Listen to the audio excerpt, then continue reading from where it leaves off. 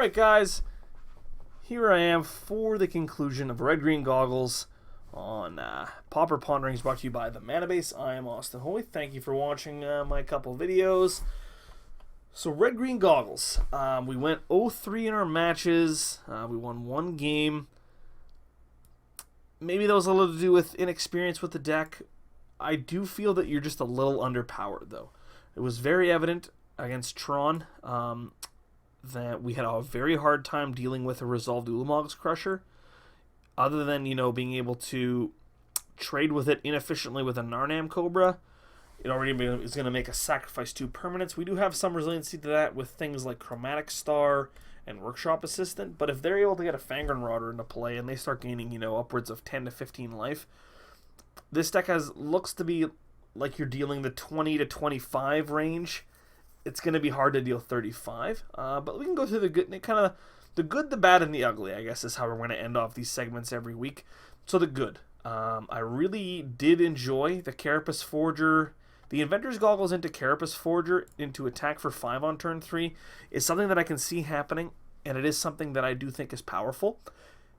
And there probably is a shell here for that. I think Reckless Fireweavers were also good. They give you this very, very good late game push when the board starts to get gummed up. I think if we played the mono white deck again, playing for the long game with the Reckless Fireweavers definitely would have put us into a winning position.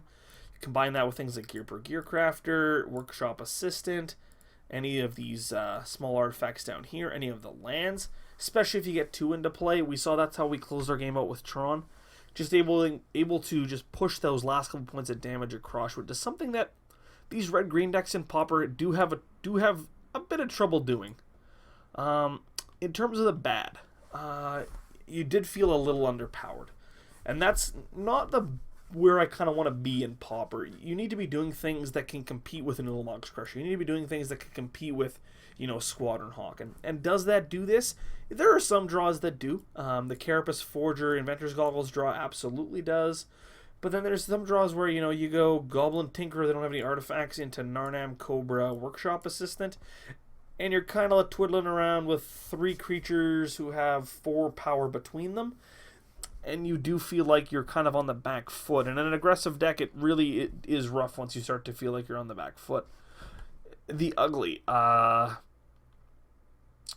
matchup against Tron seems to be ugly. I've always...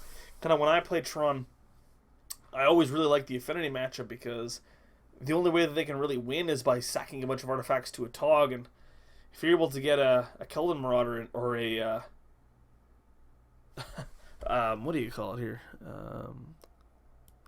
Tron. It's fine. What's the card called? Fangren Marauder. If you're able to get a Fangren Marauder into play, it's almost impossible for Affinity to win, and that's kind of how it felt here. Ulamog's Crusher, while it was awful for us, Fangren Marauder felt worse.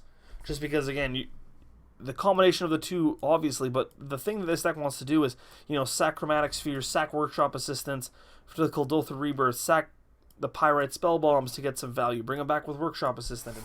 And with the Fangren Marauder in play, that's really, really hard for us to do. So, depending on how you want to build this deck and what kind of matchups you think, Tron is definitely bad, and maybe there does need to be some amount of cards in the sideboard. As for the sideboard, the Tinkerers were fine. We brought the Pulse of Morasses in against that white deck. Our matchups weren't that varied, so it is really tough to say. I would definitely like to play some more games with this, and that brings me to my next point. If you guys are interested, if you guys would be interested in watching me stream, as you can see here, I have most of Pauper in terms of decks. If you guys would be interested in watching me stream, then please let me know, because I would love to stream for you guys. I could take your guys' brews, and again, just play them through. And I know that people like, you like watching your own creations getting played, and maybe not, they won't be played to the highest of caliber depending on how well I know the deck, but I feel like I can give you some decent commentary along the way. So anyways, that was Pauper Ponderings for me this week, guys. I appreciate the feedback. I will be posting this in Reddit just to see what you guys think of it. If you have any deck lists, please submit them to me on Reddit or to me at the bottom of this article. Thanks for watching, guys. My name is Austin. This was Pauper Ponderings, and it was brought to you by themanabase.com. Thanks a lot, guys, and we will see you next week unless I decide to stream. Talk to you later, guys.